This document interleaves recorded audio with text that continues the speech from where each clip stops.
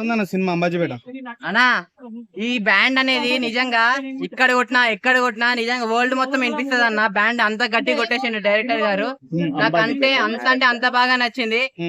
మా సుహాసన్ యాక్టింగ్ అన్న, సుహాసన్ యాక్టింగ్ గురించి ఏం చెప్తామన్నా, మామూలు యాక్టింగ్ లేదు. సుహాసన్ అంటేనే కలర్ ఫోటో అంటారు కదా. ఇప్పటి నుంచి ఈ అంబాజీపేట సినిమా గుర్తొస్తుంది అన్న. ఎందుకంటే యాక్టింగ్ వేరే లెవెల్ చేసిండు.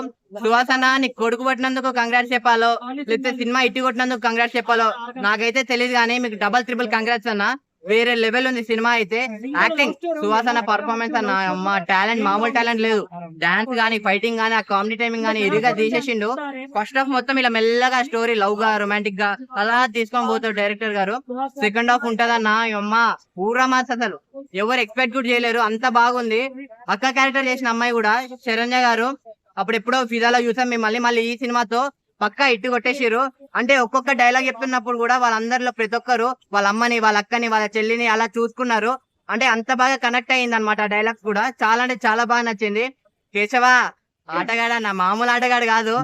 అమ్మో నిజంగా పుష్పాలోనే చూసాం అనుకుంటే ఈ సినిమాలు వేరే లెవెల్ చేసింది యాక్టింగ్ కూడా. కేశవ గారు కూడా ఒక బొమ్మ గీస్తారన్న కేశవ, ఆ బొమ్మ గీసిన అప్పుడు నాకు దండం పెట్టాలనిపించింది, అంత బాగుంది. సో స్టోరీ అనేది కింది స్థాయిలు కానీ పై స్థాయిలు కానీ అందరు కలిసి మెలిసి వెళ్ళి చూడాల్సిన సినిమా ఇది. మీరందరు చూడండి, పక్క అందరికి నచ్చుతుంది. మీరందరూ ఇన్స్టాలో రీల్స్ కోసము వాటి కోసం ఎక్కడ వెయిట్ చేయకండి. రీల్స్ వచ్చి అరే ఈ సీన్ బాగుంది అలా అని చాలా చాలా సీన్స్ ఉన్నాయి కనెక్ట్ అయ్యేవి. అప్పుడు డిసప్పాయింట్ అవ్వకండి, ముందే వెళ్ళి థియేటర్ లో చూడండి. సినిమా మీ అందరికి పక్కా నచ్చే సినిమా అన్న. ఇది సిస్టర్ సెంటిమెంట్, ఇది ఎలా సిస్టర్ సెంటిమెంట్ లవ్ స్టోరీయా? సిస్టర్ సెంటిమెంటే అన్న. లవ్ స్టోరీ కానీ, సిస్టర్ సెంటిమెంట్ కానీ, రివెంజ్ కానీ అన్నిటికి అన్ని ఉన్నాయి.